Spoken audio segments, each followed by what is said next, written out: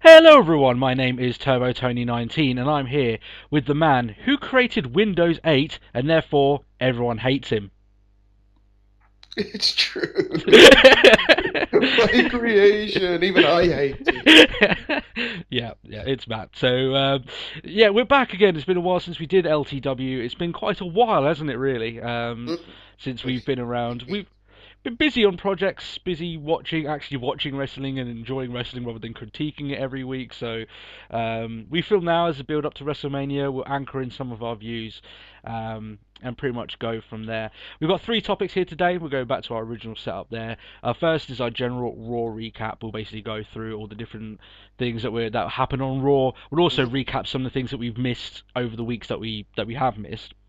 And the second of which we're going to talk about our overall review on the build up to WrestleMania. I know we've got another show going up to WrestleMania, but in general, the build up to all the rivalries and how we think the quality of this WrestleMania build up relates to other ones that have been in the past.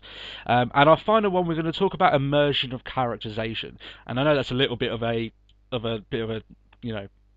complex sort of lingo sort of talk there, but basically what we're going to be talking about is essentially how some wrestlers really get into their character. We're talking about the Drew McIntyres and 3MB, Fandango, some of these other guys that really, like, it doesn't even matter how sort of out there their gimmick is, they're 100% into it. And we're going to talk about maybe guys that don't have gimmicks and the differences between the two and things like that. So click on either one on the top of the screen and you'll be able to have that there for you to be able to view. So we'll kick it straight into number one, our Raw recap. Quite an eventful, packed Raw. This one, I thought that you and me said, Matt, last week that we thought it was a very poor quality Raw, especially in the WrestleMania season. Yeah, definitely.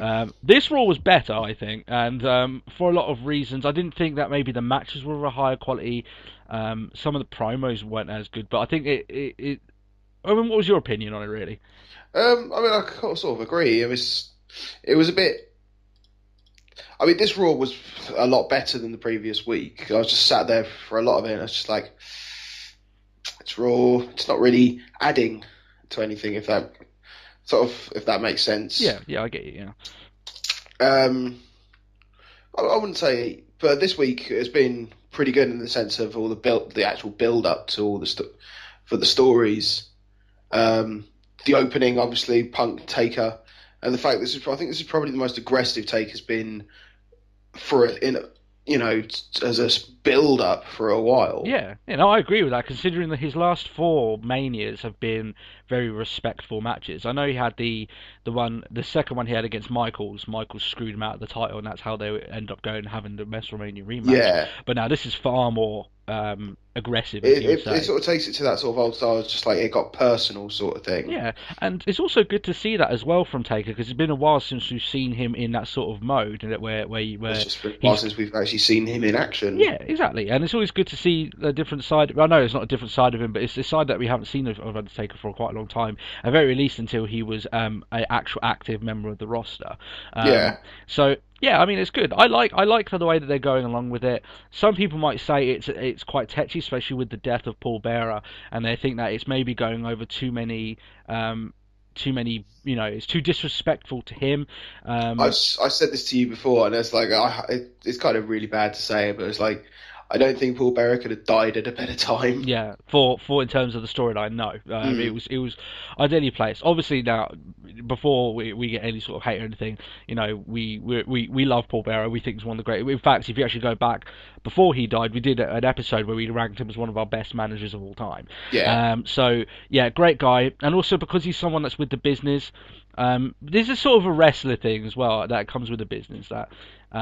You would expect it if you were to pass on for people to use that in storyline. It's weird in a sort of way that, like, I don't know, but I would see that people that have been so dedicated to the business and would have maybe done that sort of thing themselves, that it's sort of accepted in the business that you would at least integrate that.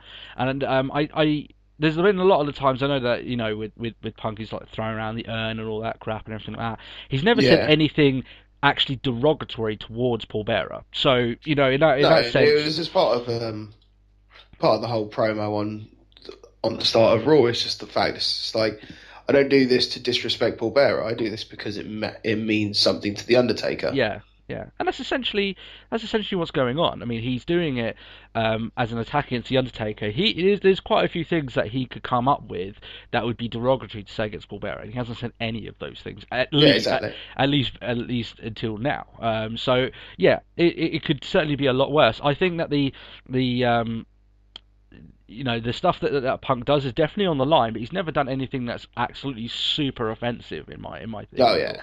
He's never called someone who's passed away like a joke or anything like this. It's not as harsh as the stuff that Randy Orton was coming out with when Eddie Guerrero died and all that lot. That was harsh. In And that was sort of pushing the mark on. Yeah, so yeah, I wouldn't link the two. But yeah, I mean, in terms of build up, yeah, I mean that's very good. And like I said, when the whole Punk and Taker thing started, you could see it going down this route, but it's good. At least it's got me pumped up for the match, and I'm excited to see it happen anyway. Oh, definitely. So I mean, in that case, it's okay. I would say that maybe that they could have gone into it a little bit more, maybe if they had more time. I know that the whole sort of rivalry was rushed because they didn't know if Taker was going to be there for Mania. Um, but in terms of fitting I don't think around, it's something you really need. You can rush though. yeah, well, yeah. I mean, I get what you say, I but mean, with like, the Undertaker, I mean, it's just pretty much. Oh, okay, I can't beat The Rock for the title. Next big accolade. yeah, Undertaker. yeah. I mean, you and me said back ages ago that you didn't really need to see it. John Cena versus The Rock for the title. I think that if they would have done it the other way around and had Cena versus Rock, the second greatness versus redemption and all that Yeah. BS, and then you would have had the streak against the streak, the title streak against the WrestleMania streak, that would have been huge. I actually think that maybe that would have been too huge. That's the reason why they didn't go with it. You know what I mean? That Yeah. it would have been too big. Like I think then that match would have been far more exciting, and it still is, in my opinion, more exciting. But even for the general audience, more exciting than a Rock Cena rematch. So that's probably why they didn't want to do it, because they want Rock Cena as the main event. That's what they wanted. Oh yeah. There's no denying that that's going to be the case. So yeah, I mean, yeah, I think it would be better that way. Obviously, it didn't pan out. We've talked about it in the previous episode. I don't want to keep returning what we've done before. Treading old tracks. Yeah, exactly. As we're there, though, we may as well go into the whole Rock Cena thing. There was a lot to do with it, considering there haven't been the last few shows, and they've been doing the sort of video packages and all that. They actually had a back and forth here, and a lot of people are saying that maybe Cena's teasing a heel turn. I can see what they're saying with, but I'm never ever gonna predict a Cena heel turn. Not because all the times I've done it in the past, it never works. They always try and keep him face. What were your thoughts on that? I don't think it would ever happen myself either, because there's too much money in face Cena. Yeah, pretty much. Especially as kids like him, and parents are going to buy what the kids want. Yeah, and I mean, it's for merchandise generally. The kids are their demographic for everything. Yeah, exactly. And unless someone else comes in and takes that particular staple away from him, you'd be inclined that WWE are going to keep him exactly where he is. Because as you say, he is a magnet for merchandise sales. And as much as I love, like everyone knows, I'm not a particularly great Cena liker. I'm not. But as a company, if I was owning a company, and I've said this before, I would want Cena in my company because he's a beacon for money. He's a draw. No one can ever say he is. Yeah. But in terms of he captures a certain demographic, and then the other wrestlers have to pick up from there. But as no one else has come in and taken that demographic away from him, or even shown that they can do that, I'd be inclined to think that they're never going to move him away from face. That being said, it does work well in the promo. Let's say that it does happen, and he said on Raw several times, "I need to win this match," and he kept saying that over and over again. It's been his whole pitch for the whole storyline anyway. Yeah. It's just whatever happens, I need to win. Yeah. I still quite like his whole you don't understand, like, oh, what it's like to lose, and there's just The Rock. It's just like, shut up. Yeah, I do. Yeah, I think with that as well, though, with Cena throwing that out to him, he obviously doesn't know a lot about The Rock's past. And if I was doing these sort of promos on people like CM Punk have done their history on people, though. So then when they do these promos, they don't walk into it. I thought Cena in that promo did. Now I don't know if that was written by other people to make him walk into it, but there would seem to be a lot of times in that particular promo where he was walking into Rock, just returning it, bang, and he was far better in that promo than Cena was. The Rock was very strong, but then it's the thing. It's just The Rock is very strong in a promo Yeah. anyway. Oh, yeah. As you know, and that's what makes The Rock so good at what he is. But going back into what the whole heel thing, I mean, what makes it so sort of the one thing that makes me think that maybe they might go with this, and it's a small sliver. They probably won't go for it. But if they do this, and he says, I have to win. I have to win. There's no way I can lose. This is my last chance. Maybe he screws Rock out at WrestleMania, and that's how he goes heel. And that way, picks up a dirty win. Dirty win. You know, maybe he cheats for the first time, then gets the win that way because he has to win, and that maybe they could do with that where he gets obsessed with having to win every match, and then that way, you know, that's the way he goes. Obviously, what we said before, that probably won't happen. They'll probably go from there, or he'll get his redemption and he'll become champion or anything like that. We don't know how that will play out, and we'll decide that next time when we do our predictions. But yeah, I don't know about that particular promo. It seemed like Cena was just walking into Rock every single time. He was walking into these situations where he's going to look worse off. Yeah, I just didn't think it was a great section. I thought it was sort of slow pace, and I think the crowd are fairly dead by that point as well, and they weren't exactly getting that far into the whole thing as well. Oh yeah, nobody could really care. Yeah, but I mean, in all fairness, though, I have to say that, like, in terms of pops for that night, it was extremely hard to get a decent pop out of that crowd. They weren't into it. That was a very quiet crowd. Yeah. It's like, especially, it's like, okay, the Divas division isn't great nowadays, but I mean, even Caitlyn occasionally gets a cheer. Yeah. And it was just like nothing. You know, cue crickets and.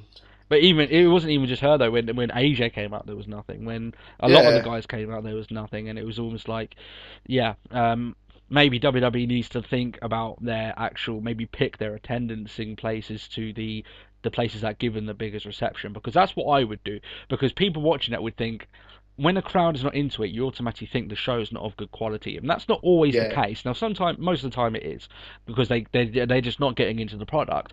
But some places will give you a really great crowd response, and I'm going to be biased here. Anywhere in England will give you a fantastic crowd response.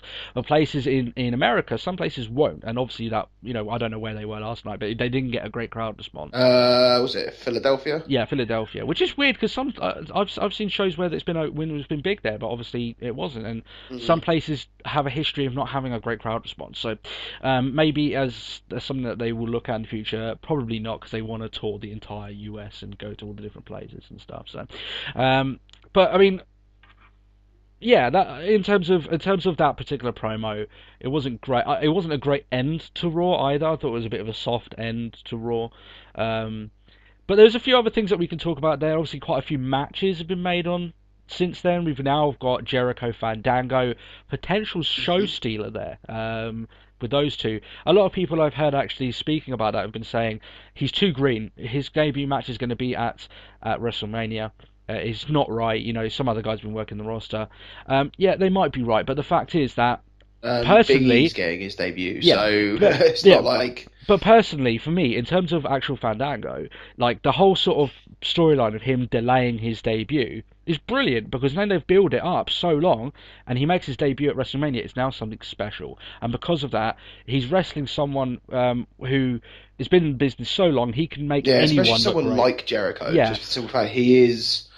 Well, he is the one to get new stars over. Yeah, exactly, and the fact he's is not as well, he's not one that's unwilling to just sort of because you get some that's just like, oh, we'll go to Cena again. Yeah, but it's like, oh, but if you know, you do realise if you lose this, that's their career like on a massive high. It's like, nah, I don't care. Yeah, Jericho sort of goes in there with solely the thing of, I don't care. He hasn't won many will matches. It make someone else look better? Yeah.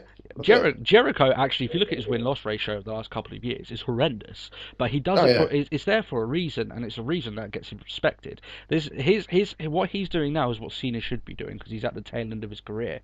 But they're not doing for obviously different reasons. But like I said, in terms of that match, though, if you're going to put him, a Fandango, in the ring with anyone and guarantee that he's going to have at the very least a standard quality match, it'll probably be Jericho. He'll be able to work with anyone on that roster all day long, and he's been pulling out phenomenal matches, Jericho, since he came back, and he's done that throughout his career, and that's what gets him more Yeah. respect in the people who know the industry far more than Cena would. So, there's that. One of the other things I did want to talk about as well, just briefly as we do move on to our next conversation, is the whole Mark Henry and Ryback sort of rivalry. We'll talk about the rivalry, then we talk about what we think about the build up to the rivalry afterwards. I mean, what with their interactions, they're supposed to be having a weightlifting contest on SmackDown. I think What do that's you a bit think? What do you think about it? silly, but Yeah. Um, I would, because they've done a lot of other storylines and everything. One things that I would do with them, yeah, is that Mm, because they're going to be on SmackDown. As a storyline, this is something that I would have gone with. Once I would have booked the match, I would have said to them, but you can't touch each other. If you do, your match is off. And that yeah, way, I know it's been done time and time again. It's a bit of a saturated concept, but for them too, it would work because you could constantly have them try and outdo each other, get in each other's face, but they can't touch each other. And WrestleMania is where these two massive forces collide. You know what I mean? And they all yeah. gloves are off. But it. Would you agree that it's going to be a filler match at Mania? Would you agree with that? I could agree with that. It's not actually a match that I've been terribly looking forward to. Yeah. Um, and even with it being Ryback, it's just like it seems poor. Yeah. I mean, we've spoken about this previous times about the whole why is he now doing this and he's not involved in the Shield and the whole Yeah. Shield thing anymore. Yeah, we're going to go. I'll tell you what. Actually, one of the things we'll do there is that we'll go into the next conversation because that's a large part of the next conversation. Mm, So if you've clicked number 2, you would have come to here. We're basically going to talk about our thoughts on the build-up and the rivalries to WrestleMania. So this isn't a Raw recap. This is an overall recap on all the rivalries heading into Mania. this is the build-up recap. Yeah, exactly. Yeah. So one of our thoughts that we would talk about a lot, and as you're just about to get into there, so I'll let you go off. One of the things that we were talking about recently, and I did say beforehand as well, that leading into WrestleMania, you're going to see a lot of rivalries chop and change, almost bang, bang, bang. They're going to change, and you're going to have people going on titles that they were never in the running for. That's just the Yeah, way Mania is. Ryback is one of those people, and he was obviously scheduled. They even scheduled him to face the Shield at WrestleMania, and yeah. then they took him out. Go on, continue So what it you're was going like, to say. no, we'll pull you out of that. Yeah. What were your thoughts on it? Continue what you're going to say before. Well, it's just the simple fact he's the only superstar that's been in this whole Shield thing from the beginning. Yeah.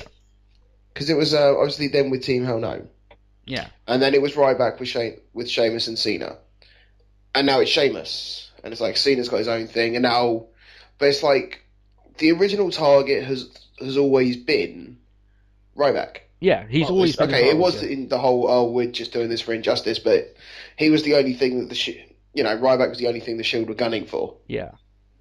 Yeah, and I think it hurts as well the fact that, like you say, they could have made it. It doesn't hurt it does hurt the Shield match, and it does make things look a little bit awkward.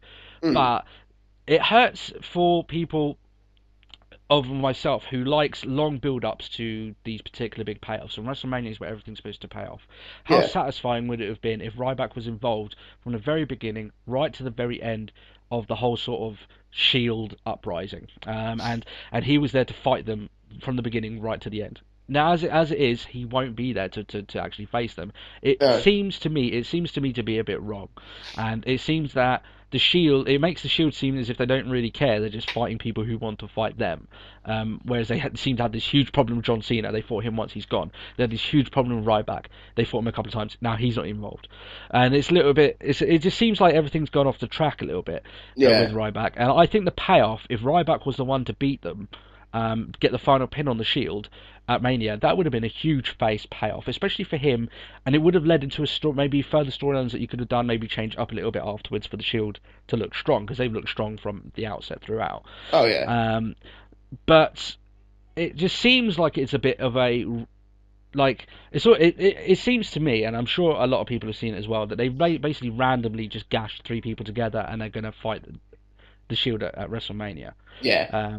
Which it shouldn't be like that at Mania. You should have this big payoff. You should have these rivalries that go on for a while. Then obviously you have the big final match at Mania. But they obviously wanted to have Mark Henry involved, and they wanted to have a Mark Henry Ryback match, which obviously you and me have said we're not as excited for if it was going to be Ryback involved with the Shield match. Oh yeah, definitely.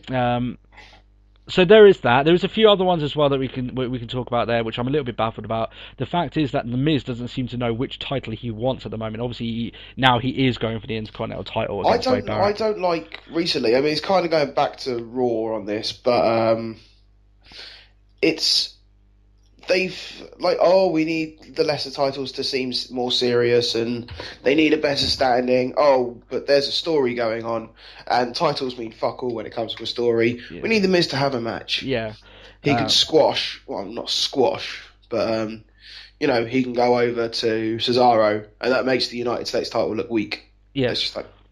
I completely agree with you, and it's one of those things as well that with Miz, it wasn't that long ago that he was having it in a rivalry with Cesaro. It's almost like they were picking which title he was going to go for, and they've only just picked the Intercontinental title that he's going to go for. Because it wasn't that long ago before Sheamus and Barrett were rivaling, and that's one of the things that they do closer to WrestleMania. Did Sheamus and Barrett even actually have a rivalry? It was just we had a couple of fights. I thought, you weren't in your film that much. Shut up, I'm an actor. And now it's like, oh, but The Miz is an actor too. So, bye, Sheamus. Yeah, that's essentially it. And I think that's probably what they're going to run with now that you got like the two big Hollywood stars facing off each other. It's going to be a filler match. It's not going to matter. Barrett will probably lose the title. But it just seems rushed, especially as it's not even that long ago that he was in a rivalry with Cesaro, and now it doesn't look like Cesaro is going to be involved in WrestleMania at all now. So maybe what they should have done, I know this leaves Miz without a plan, but you can make a plan with him. I know it's two heels against each other, but it would have raised a little bit of sort of interest in the match rather than just being a filler match. Make it a champion versus champion match for both the titles. That way, that's not something that's been done before. WrestleMania, make it big. Now you can make it that one of them loses one of the titles afterwards on a couple of weeks down the line or the next pay-per-view or something. So you can level it back out. But it's not as if those titles need to be where they are. You can play around with them to make them more relevant, make them interesting again. But there's not seeming what they want to go with, and that's the way that they're going with it. It just seems a bit odd. It seems like a rushed rivalry, sort of like Randy Orton against Kane was, in that WrestleMania. I think it was last year that they went against each other. Was it? Yeah, it was just like, do we need it? No, but we'll do it anyway. Yeah, it was just such a rushed thing, it didn't matter. They didn't really, they hardly had any altercations with each other until a couple of weeks before Mania when they realised that they wanted to do this. So, like I said, that's one of the things that they do. I think because of that, the lesser matches, it might lead to this thing where the lesser matches for Mania, like the bottom half of the card, aren't going to connect with the fans at all. They're not going to be that much into it. I think apart from maybe the Punk match, you got the Triple H Lesnar match, pretty much the majority of the main events, the top tier title events. Anything down from that, I think it's going to be a real struggle for the fans at the event to get really far behind it because they haven't done the right lead up to it. And this is some of the things that they've done beforehand in some WrestleManias where. Now there's been a few select WrestleManias where they've got it dead right, and there's some WrestleManias that they've got all the things wrong, and it's led to a bad WrestleMania. I think the one it's most like, recent. What did you do? Yeah, the one that was that was really bad most recent was I think it was WrestleMania 25 when they did like a really great build up for Triple H and Randy Orton, and the match was horrible. And they did like no build up between Shawn Michaels, Undertaker, and that match was great. But the rest of the card was really weak, and it ended up being a bit of a poor WrestleMania. I think there's more main events in this Mania, and they focus solely on building those main events up. Definitely. All the sort of key matches have had a good build up. Yeah. Punk and Undertaker, obviously that's been good because it's now getting that sort of personal against the Undertaker sort of thing. Yeah, exactly. Obviously you got Triple H and Brock Lesnar. Yeah. It's personal. Obviously Lesnar attacked Vince, and that's you're talking Triple H's father-in-law, but the good thing about that even just the simple fact it's just it's still sort of revenge for everything Yeah, that Lesnar's done previous. exactly, and their rivalry forebodes SummerSlam, so that's a longer than 6 month rivalry. So Yeah, it makes sense for it to culminate at WrestleMania, and therefore it feels okay. And because of the whole thing with Jack Swagger as well, his character was being made for that storyline far before the Elimination Chamber. So that sort of whole sort of storyline begins back then, and it kind of builds up to what it is now. That was what makes it huge because they've had the time to build it up into something big. But these other ones, they've only right. done a couple of weeks where, like, like Miz and Barrett, I don't really know if they have a problem with each other because I haven't.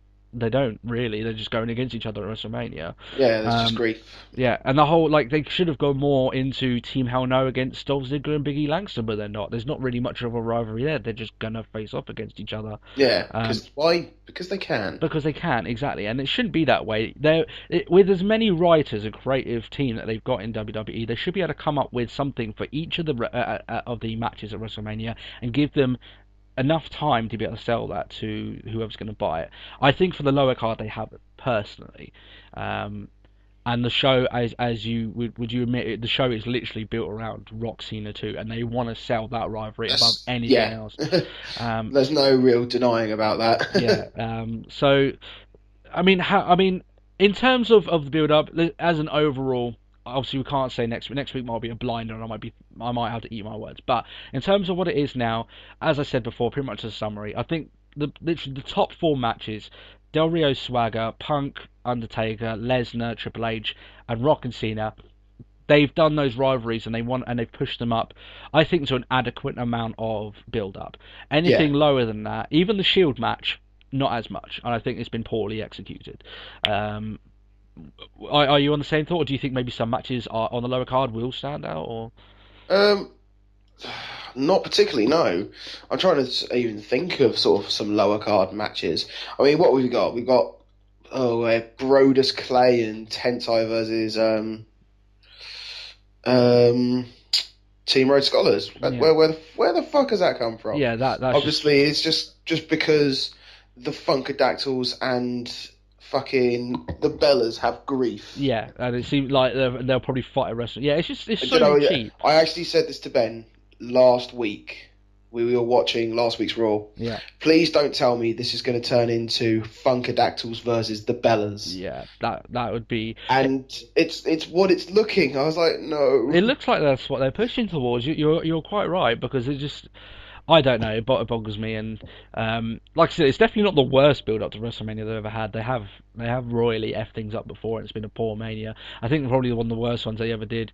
It was just such a really weird sort of build up towards WrestleMania Yeah. 2000, where they had like a fatal four way match, and you had like Stephanie McMahon on one side and you had like a McMahon on either side of the ring, and they all had their own chosen champion, and they were fighting against each other. It was just bollocks. Yeah, that was a bit. It was really bad, and the Match. and the rest of the rivalries underneath that were just given nothing.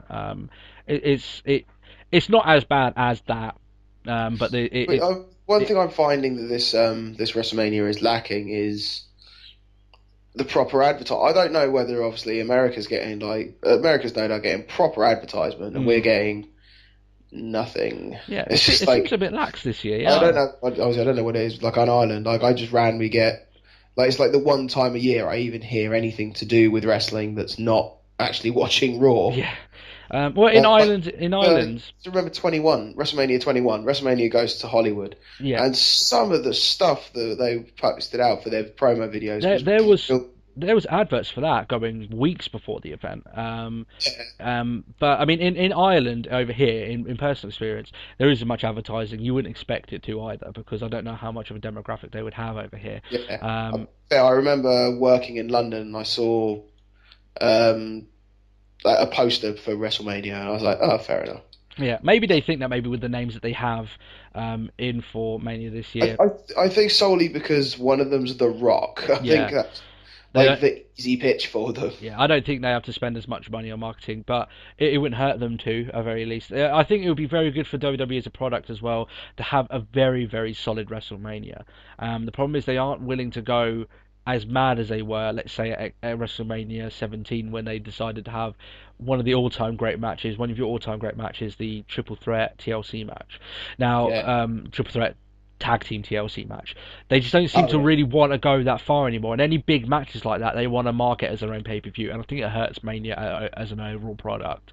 Um, Yeah, if sort of reserve yeah, I the mean, big matches like that for sort of big special events, yeah, let's say that you rather than get having a specific like, oh, it's going to be a TLC pay per view. yeah. I think they should stop worrying about trying to put these guys in rivalries and come up with a match concept that's so similar, not exactly like, but like similar in terms of the crowd interaction as the Money in the Bank match or a TLC match, and put a lot of guys in it.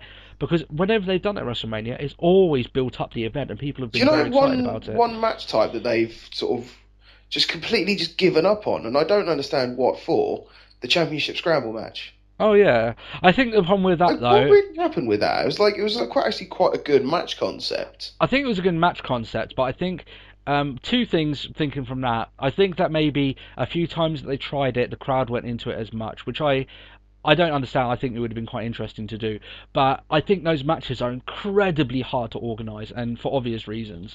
Like, I think with the people that you've got in there, you'd pretty much have to have your five best wrestlers in there to be able to pull it off.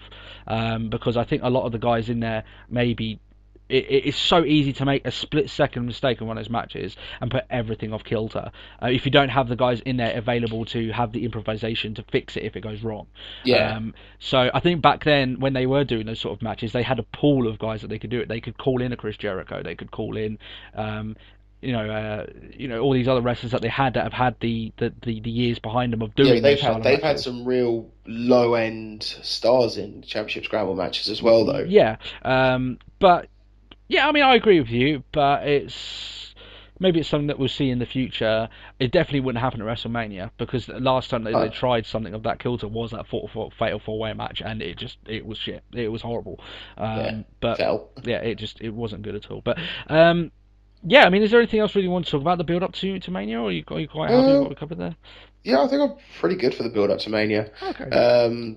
I think the ball's rolling pretty well for all the key matches. Everything else is just, well, they're not Yeah. major enough. Yeah, it's basically they picked out who they want to be lower card and higher card, and they've allocated their resources in that sort of manner. Accordingly, yeah, But at the end of the day, if you want those, if I were management, if I were not to get that the lower, if I wouldn't expect much at the lower card if you're not giving them much in terms of resources and time and storylines to be able to make those things special. But WWE yeah. seems to think that they should make something out of nothing, which it doesn't always happen that way.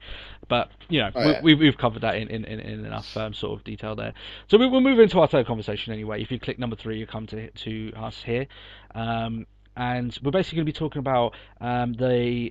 It's not so much a lack of gimmicks, but we're going to talk about certain wrestlers that have immersed themselves inside their character, and how I have big respect for them, but how some people just outright, because of the gimmick, wouldn't like them, and some people that maybe need a gimmick because they just don't have any. I think there's a few people that I want to list out here, and I'll get your thoughts on them there, Matt. One of them is obviously the newcomer, Fandango. And Yep. the other one as well that I've noticed that recently when he got his new character was Drew McIntyre. I mean, what are your particular thoughts on? First of all, going to McIntyre because we've talked a bit about Fandango. We'll keep it fresh.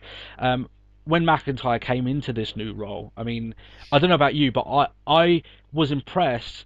Not because of the gimmick, but because obviously of the fact that he's literally given it 110%. Like he is that character that he's been given. Yeah, Um, I've enjoyed sort of McIntyre in 3MB for a while now.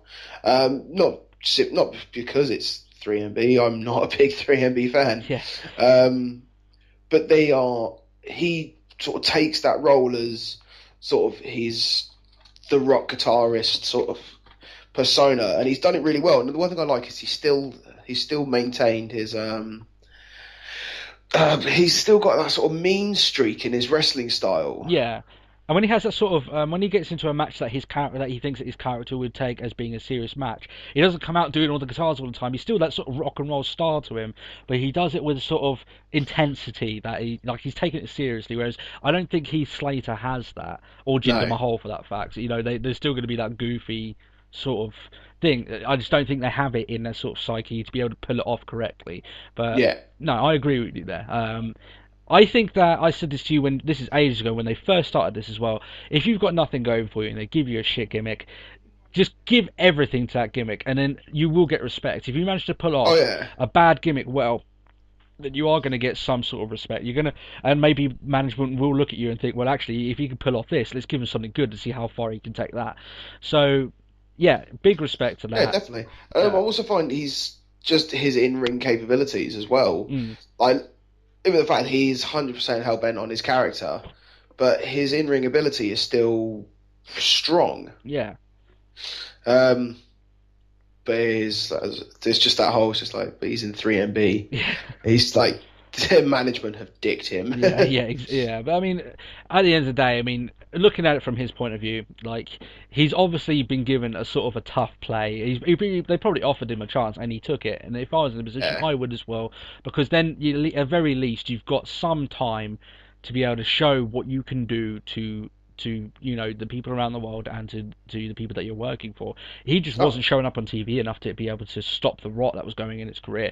And because he's 100% into his character. When he comes out, he is that rock guitarist in his head. oh yeah.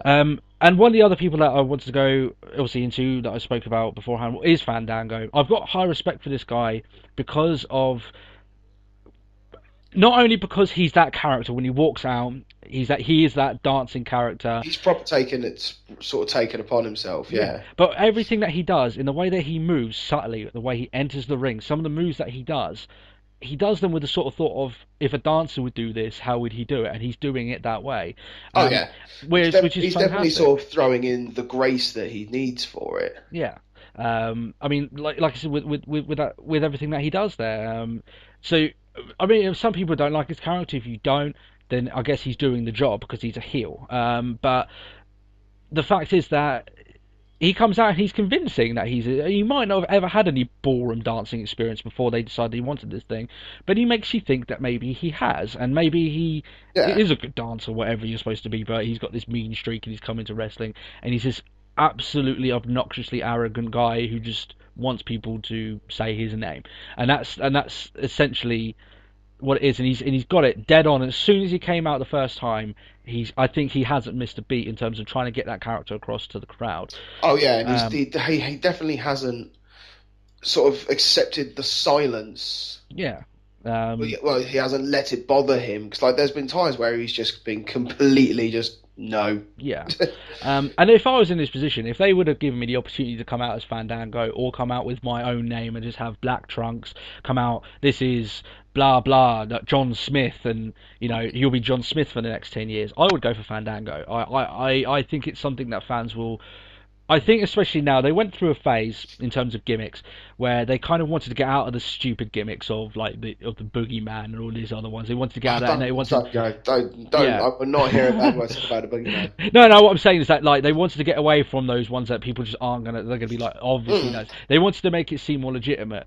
Hopefully now they're maybe going into another phase now that they want to not go back to that, but they want to make more actual gimmick to wrestlers. Yeah, like Ryback came in, he had the Feed Me More gimmick. You've got Fandango came in with the dancing gimmick. You've got the Shield came in with the whole. They've got that gimmick behind them. I know they only got their own names, but as a group they have a gimmick. They're not just three guys coming in, sort of like the Nexus were. You know what I mean? Oh yeah, not at all. So they're coming in with a purpose and a sort of like an actual character that they can try and relate to the crowd. Whereas you've got some guys that are trapped in limbo. You've got Kofi Kingston, who just doesn't have a gimmick, and and I know people say, oh yeah, but he's the Jamaican guy. That isn't a gimmick, and he definitely doesn't display himself as the Jamaican guy to the crowd. He is Kofi Kingston. That is all he is. Yeah.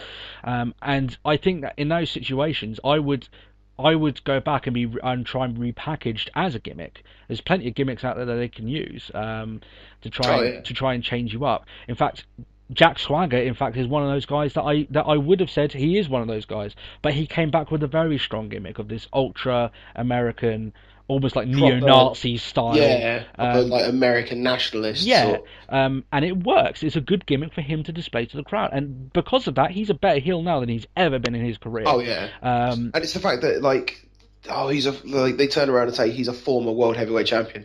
There was a time I'd completely forgotten he was a world heavyweight champion. Exactly, yeah, and that should never happen for someone who wins a title of such. I know it's not as a title of as much prestige now, but it was. You shouldn't be. If I was a wrestler and I won a major title like that, I wouldn't expect to be forgotten so easily, and he was. Yeah. But he came back, and obviously with this new gimmick, I know he's still Jack Swagger, but he has a gimmick now. He's not just Jack Swagger, the All-American American. That was stupid. Now he has a proper gimmick, and I think a lot of these guys, like maybe even Cody Rhodes, are suffering now, and he's trying to pull gimmicks out of his arse because I thought he was way better as the. What is Cody Rhodes now? He's just like he's just the one with yeah, the moustache. It's exactly. Like Damien I Sandow is on a better standing than him. Would you agree with that because of oh his yeah. gimmick?